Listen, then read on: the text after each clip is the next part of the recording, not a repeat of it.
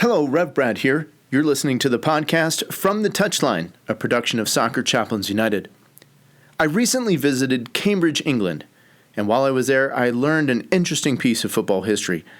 Apparently, the first known instance of codifying, or writing down, the rules of association football or soccer happened in Cambridge. Story goes that in 1848, a group of Cambridge University students wrote out a set of 11 rules. They nailed these to the trees surrounding Parker's Peace, a large grassy park in central Cambridge. Today's rules of the game are different, but it's been interesting to see how these Cambridge rules have influenced and impacted the beautiful game. For the next few weeks, we'll look at the Cambridge rules of 1848 and talk about some parallel spiritual life lessons. So stay tuned. We take a look at this week's rule right after this. He's found the space, and he's found the back of the net.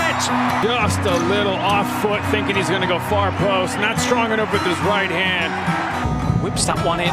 Far post, almost made him ends, and they have. He has the hat-trick. The second in his career. The third of the night. The hat-trick hero. Talked about you're not going to be able to sustain that kind of pressure. To the corner. Goes towards the near post. And you're the angle, and what a goal! What a goal! Rule 9. If the ball has passed a player and has come from the direction of his own goal, he may not touch it until the other side have kicked it, unless there are more than 3 of the other side before him. No player is allowed to loiter between the ball and the adversary's goal. Rule 9. Here's the rule which today has morphed into our offsides rule. Certainly, it's easy enough to discern and decipher the whole loitering part. However, it seems to me that there was a bit more of a challenge with this rule and the way it got played back in 1848, and I'm not sure how an official would have judged it. Essentially, there needed to be at least 3 opponents between you and the goal before you could touch the ball. Yikes, that seems intense. Nowadays, I guess this rule would be reduced down to 2 people, the goalkeeper and the last defender. And the game has become so fast that we're using technology to assist the officials in determining if someone is offside. But back in 1848, I guess having 3 opponents between you and the goal made it easier to judge and enforce this rule. To attach a life lesson, a spiritual lesson to this Cambridge rule of 1848, though, let's talk a little bit about one's positioning in life. Certainly one of the things that happens in life and in the game is we can get a bit lazy.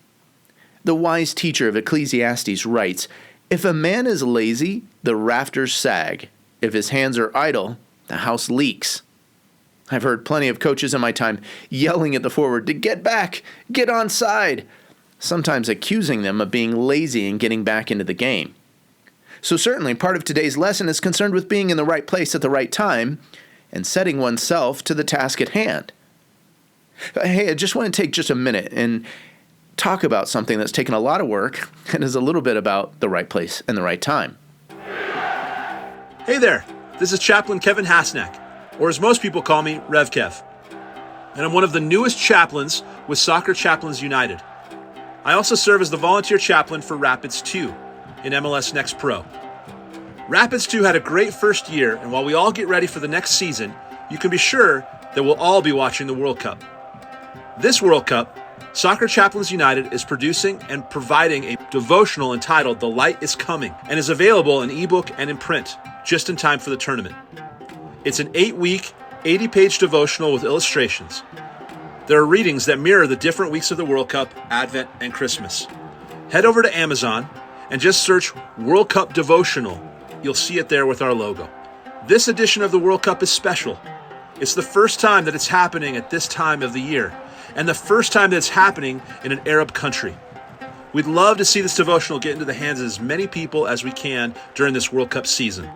Find out more information on soccerchaplainsunited.org or by emailing info@soccerchaplainsunited.org. So back to our rule for today.